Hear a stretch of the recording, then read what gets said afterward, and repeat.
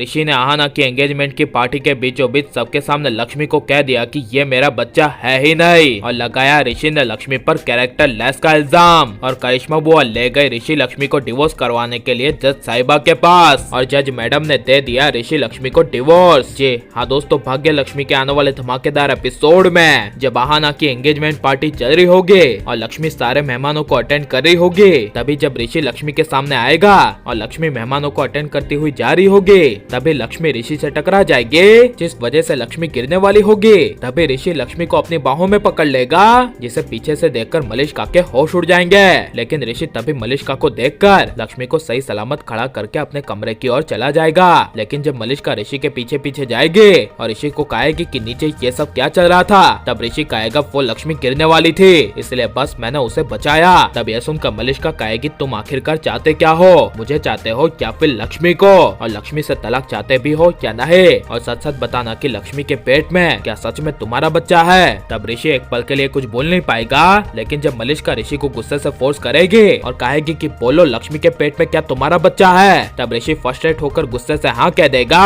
और कहेगा हाँ हाँ मेरा बच्चा है, लक्ष्मी मेरे बच्चे की माँ बनने वाली है। जिसके बाद तभी मलिष्का कहेगी अब मैं तुम्हारे साथ नहीं रह सकती, अगर तुम मुझे पाना चाहते हो और मेरे साथ जिंदगी बिताना चाहते हो तो अभी के अभी सबके सामने जाकर कह दो कि लक्ष्मी के पेट में तुम्हारा बच्चा नहीं है। और उसी वक्त वीरेंद्र आकर कहेगा हाँ ऋषि, मलिष्का ने सही कहा, अगर तू हमारे साथ रहना चाहता है तो अभी के अभी लक्ष्मी को सबके सामने कह दे कि उसके पेट में तेरा बच्चा नहीं है, वरना तू मुझसे और तेरी माँ और हमारे परिवार से भी दूर हो जाएगा। यह सुनकर ऋषि ना चाहते हुए मजबूरी में आहाना की एंगेजमेंट की पार्टी के बीचों बीच सबके सामने जाकर कहेगा लक्ष्मी तुम्हारे पेट में जो बच्चा है वो मेरा है ही नहीं। यह सुनकर लक्ष्मी के पैरों तले जमीन खिसक जाएगी और लक्ष्मी कहेगी ऐसा तुम कैसे कह सकते हो, यह सब तुम्हें मुझे बोलते हुए शर्म नहीं आई। यह सुनकर ऋषि लक्ष्मी के सामने नजरे से नजरें नहीं मिला पाएगा और ऋषि के कुछ भी ना बोलने की वजह से लक्ष्मी सबके सामने कह देगी कि मैं सब कुछ बर्दाश्त कर सकती हूँ, लेकिन मेरे कैरेक्टर पर लगा हुआ ये कलंक बर्दाश्त नहीं कर सकती, और जो मेरा पति ही मुझ पर ऐसा इल्जाम लगा रहा है उसके साथ अब मैं रह ही नहीं सकती।